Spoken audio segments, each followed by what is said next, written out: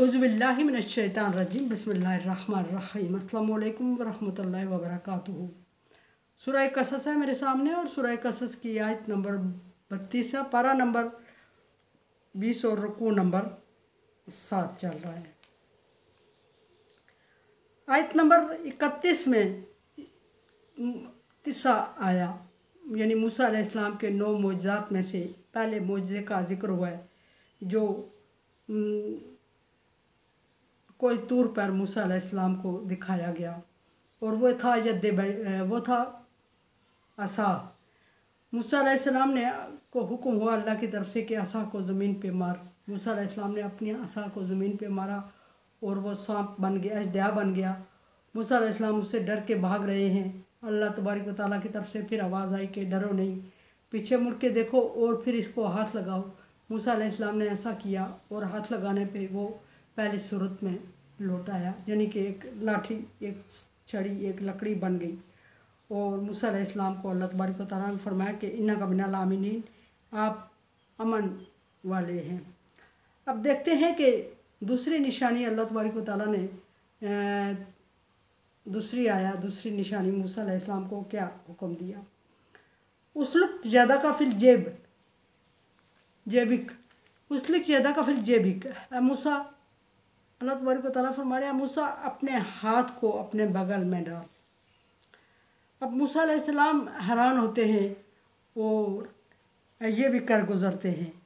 मूसा अलैहिस्सलाम ने अपने हाथ को जेब में डाला, तखरुज बैज़ा मिन गैरि सुई, और वो निकलेगा या निकला खूबसूरत चमकते हुए चाँद की मानिंद, खूबसूरत सफ़ेद होके, जिसमें कोई चाँद की तो हम कह रहे हैं, चाँद में तो साइंसी तजर्बे के मुताबिक दाग धब्बे ज़्यादा हैं। फरमाया कि उसमें कोई दाग धब्बा भी नहीं होगा, इतना चमकदार हो के आपका हाथ आपके सामने आएगा, इतना खूबसूरत और सफ़ेद होगा है कि उसमें कोई दाग धब्बा नहीं होगा। मूसा अलैहिस्सलाम ने ऐसा ही किया, हाथ को बगल में डाला और थोड़ी देर बगल में रखा। अल्लाह का हुक्म हुआ कि हाथ को निकाल। मूसा अलैहिस्सलाम ने हाथ को निकाला और वो चमकता हुआ चाँद था। मूसा अलैहिस्सलाम की आंखें हीरा हो गई, चुंधिया गई, और मूसा अलैहिस्सलाम कुछ देर के लिए साकित हो गए, खड़े हो गए, डर गए।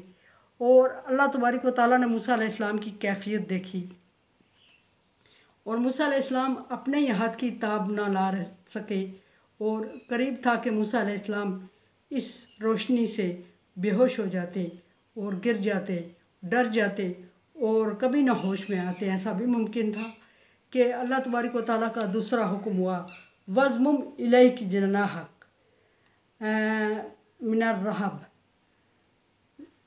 फरमाया कि मूसा, अगर तू डर गया है तो अपने हाथ को दोबारा अपने बगल में डाल दे। दोबारा बगल में डालने का हुक्म क्यों हुआ ये आगे पता चलेगा। मूसा अलैहिस्सलाम को हुक्म हुआ कि तू अपने हाथ को दोबारा बगल में डाल ताकि तू डर से महफूज हो जाए, तुझे खौफ तेरा ख़त्म हो जाए। मूसा अलैहिस्सलाम दोबारा बगल में डालते हैं हाथ, और फिर हुक्म होता है कि अब इसको निकाल।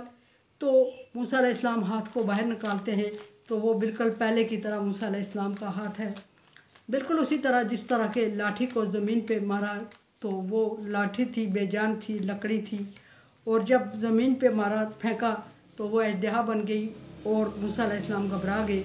और फिर हुक्म हुआ कि इसको दोबारा पकड़ो, डर नहीं। और मूसा अलैहिस्सलाम ने दोबारा जब उसको पकड़ा तो वो अपनी पहली हैयत में आ गई।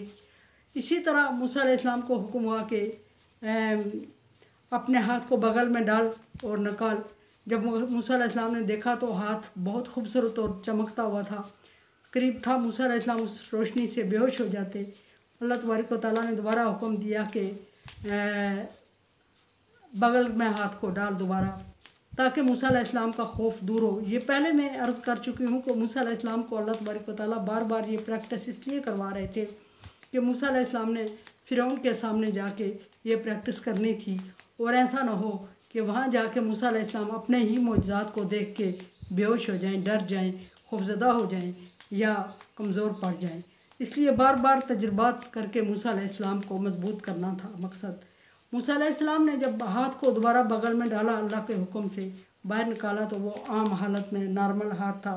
अल्लाह तबारक व तआला ने मूसा अलैहिस्सलाम को निशानियों के बारे में वजाहत करते हुए मूसा अलैहिस्सलाम को इसके सामने वजाहत रखते हुए फरमाया, फ़ज़ानी का बुरहान मिन रब्बिक, ए मूसा ये जो तुझे कर दिखाया है अभी ये तुम्हारे रब की निशानियों में से निशानियां हैं। इन्हें मूसा अलैहिस्सलाम की तिस्सा आया यानी 9 निशानियां भी कहा जाता है।